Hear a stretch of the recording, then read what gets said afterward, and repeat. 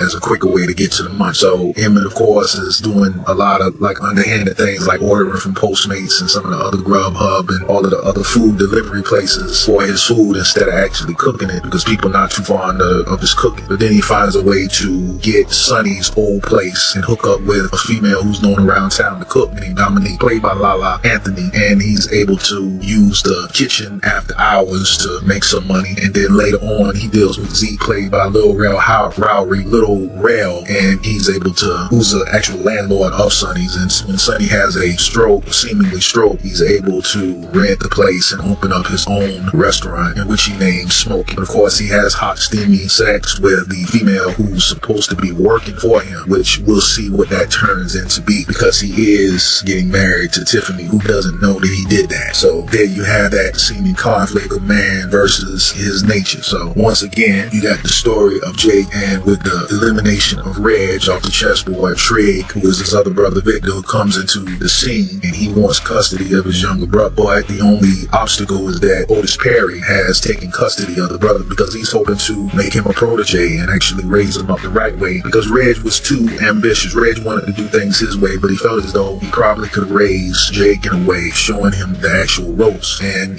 using him as a scapegoat to kind of do some of the things up under the scene, because he's going to be busy with the mayor position. So he has Jake in his house, and that actually looks good as well, because him and Rose, they don't have children, played by Candy Barris. They don't have children, so they got this young guy with him in the house, so it kind of makes him look like a complete character. He's a mayor with a child in his life and a wife in life, so that's how it kind of looks, quote unquote. So Trig is not happy with that. He wants his brother. He never really had a relationship with his brother. He wants to give his brother a different kind of lifestyle other than this growing up around a corrupt politician, which he knows Otis Perry is even more than that. Otis Perry is a street gangster, a street chair of the 69th mob, so he doesn't want that to happen, and he wants to get custody. So he actually does get custody, because Duda didn't show up to the hearing, and now he's staying with his older brother Trig and his transgender wife named Imani. So now Imani and Trig are now they, so to speak, parents over Jake, and it's all to kind of keep them out of trouble, and they want to kind of have a relationship with their estranged mother as well, and they want to be a family. So you see in like the season finale, the sun setting on each of the families, Trig, Imani, and Jay, and then you see, Kevin and his new girlfriend. He actually, lost his virginity to Gemma, who's a girl who goes to Northside Academy. He lost his virginity to her. And then you see Papa and Maisha, relating to each other and doing what they do, and the sun setting on that. And then you see the sun setting on Tiff and Emmett, who just got married. And you see a piece of the calm happening over each of these families' lives after the uproar of mainly two murders, which stemmed into other things. The murders of Coogie and Jason, which stemmed into other murders and stemmed into other people being taken off the board. And so this, of course, just as the first season ended with there being some peace in the land after those two murders of Coogie and Jason, with the instilling of Quentin, who came to kind of settle everything, getting everything, the OG, and getting everything together. Well, once he's dealt with, now you got a new sheriff, Duda Otis Perry, who actually says that there's a new sheriff in town. And you see one of the disturbing scenes that happen when Otis Perry comes to Trig, and Jake is not around. Jake is somewhere else. Jake is out of the room, but he comes to him and he says, "Will you work for this to give you a new start?" So now you see everything coming full circle, where Trig is still in that dirty life where he wanted to pull out and save his brother. Now you got Duda Otis Perry making him an offer to work for him. So now he's still around this guy. And Jake has said on numerous occasions he wants Otis Perry out of here. He wants him gone. You haven't gotten rid of him. He says to his big brother, because he knows his big brother is a stone cold murderer and killer. You haven't gotten rid of him. So everything kind of comes full circle. So along with all of this, Kevin is, dealing with high school crushes. He has a crush on a girl named Andrea, who's into drama and plays and stuff like that. And he's also dealing with an unwanted crush from Maisha, who's sort of a heavyset girl who has a crush on him, but he really doesn't have a crush on her. So this, of course, brings all these characters together because of the two deaths of these particular children, Jason and Coogie. Because of those two deaths, everybody's kind of brought together. These 6 or 7 characters are kind of brought together, having to interact in ways that they never would have had to interact before. Because Coogie and Jason, as the Shy shows them, they were in the wrong place at the wrong time.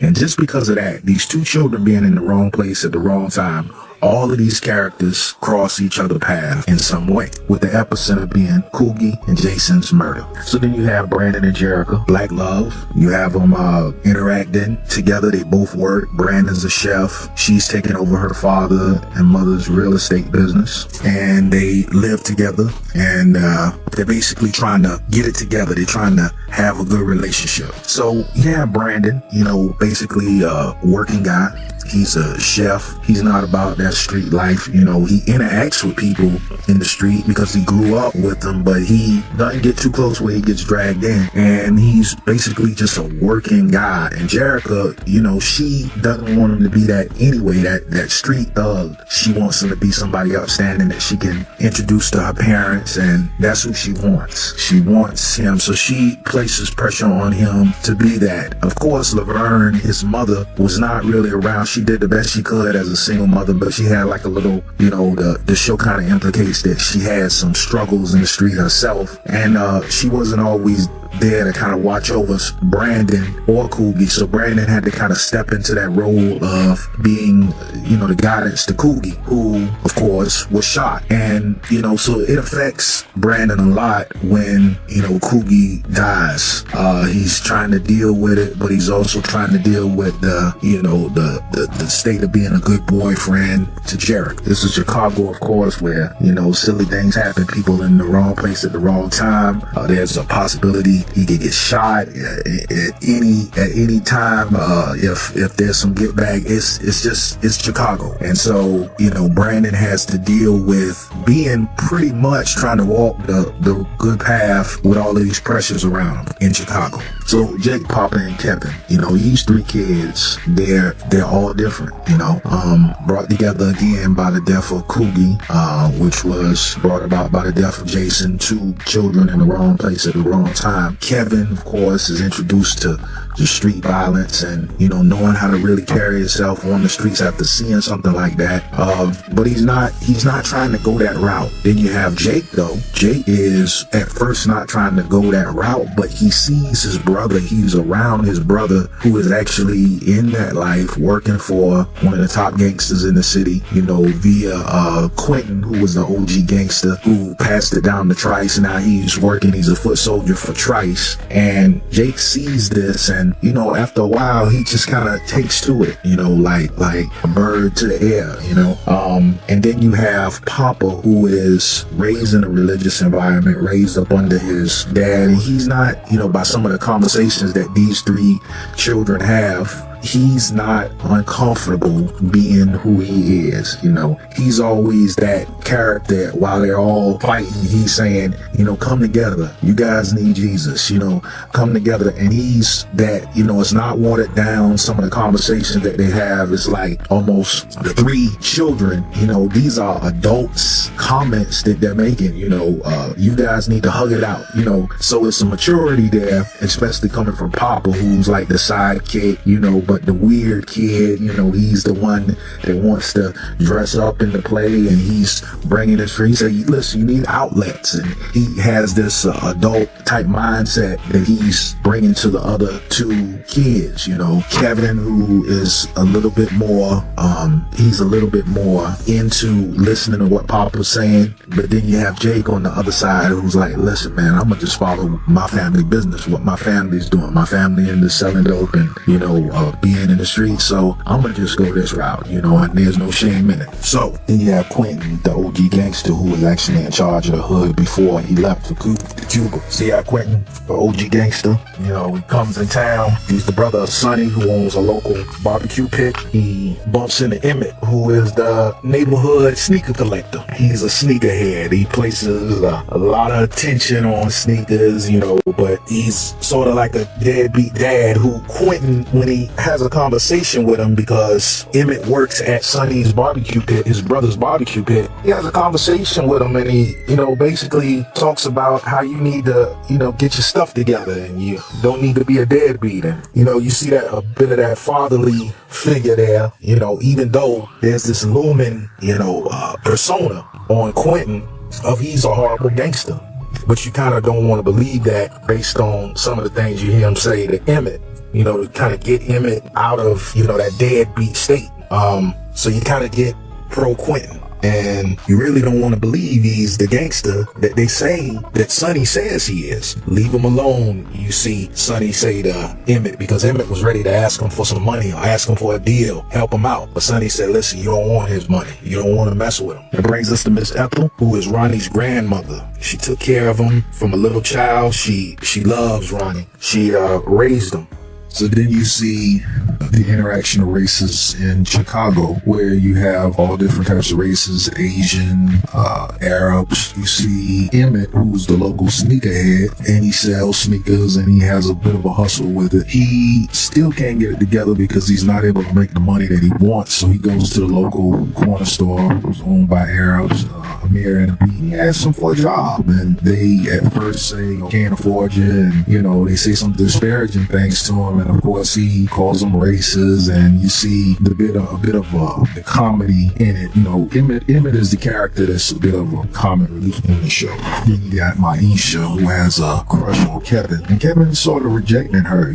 She's a black girl, she's a fat girl, and of course, that kind of makes everybody look at her as the joke character. And there, of course, is a human side to her. The Shy shows her and her impoverished situation. She has a mother who has several kids. Sometimes Maisha, we find, has to stay out of school and claim to be sick in order to take care of the kids because the mother can't afford a babysitter. So we see layers being peeled back with Maisha. And, at first, she comes across as the bully girl who's gonna make you like her, which is what she kind of puts forth with Kevin. But then Kevin doesn't really, take to her. And then we see how that bully type of mindset that she has gets stripped down, and then you kind of see how pitiful a situation she comes from, having a lot of pressure on her as a young girl. And, the Shy, of course, represents all types, reflections of black people, all types of people with different ethnic backgrounds, people from, non-Christian black person, like Rafik by Common, to Christian people, it also, like, of course, Papa Dan, Stanley. And then it goes from Hannibal, who is Brandon's cousin, who is like a software developer.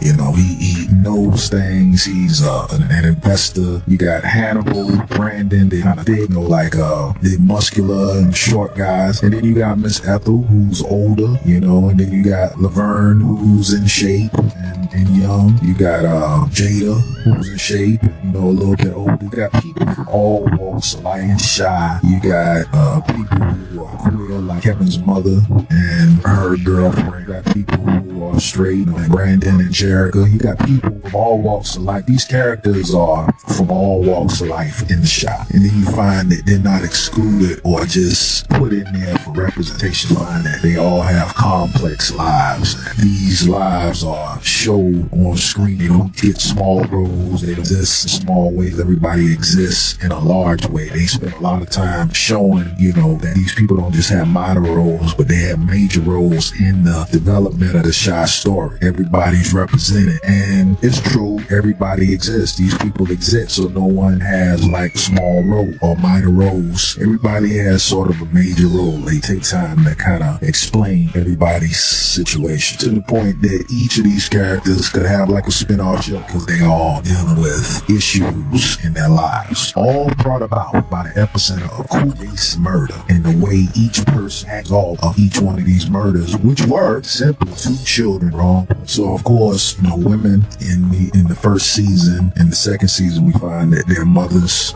grandmothers, love interests, like Brandon and Jerica, but basically she's just his girlfriend. They don't really take time to show you that, she's just more than a real estate agent. Of course, that helps when the mother wants to sell the house. She just happened to be a real estate agent. She jumps back in and kind of gets everything back together. But of course, they broke up before that and then got back together. Then you see Laverne, his mother, we find out she's got a smoke and drinking addiction. She's Greevy's wife to be. She's Brandon and Coogie's mother, but you don't find out her history. There's no backstory on her other than that she just likes to smoke and drink. That's all you kind of get out of her. And then you got Amir and Abid, they're the corner store owners. They got the hottest store in the hood, but you you basically find that, they kind of just fizzle out after just being the hottest store in the hood. You don't know how they got over here. You don't know how, their journey, it just barely touches on it. Then you got the detectives, Detective Cruz, and, and his interaction with Ronnie. Ronnie, of course, is just a drinker, Detective Cruz, Sergeant Clemens, see their little drama. You see a little backstory on Detective Cruz, how he was put into a situation where a cop just shot and killed a person of color and said to kind of testify that the cop didn't do anything wrong. You see a bit of his backstory, but then you see him interacting with Ronnie, which shows that, he didn't go along with the situation, but he did get transferred to another place, and now he's interacting with Ronnie. Ronnie's his CI and, giving him information. But Ronnie, of course, is, just, he walking through the hood and he just making things bad. And you kind of just, he's an annoying character, you find, because he, of course, after he killed Krugi, that created the drama between Kevin and Brandon. That's how they met, and, that's it. And then it's kind of, Ronnie is just there. And you kind of like, man, this guy killed a kid, and you don't find out anything else. There's parts where there's a backstory of him going shell shock and, being on the gun range. So he had a lot of experience with guns in the military. So for him to pick up that gun and try to kill Krugi, it's sort of a given. That's what he went to anyway. And he, let that gun go off, because Emmett is the comic relief of the show. His whole character is sort of out of place. Quentin comes and talks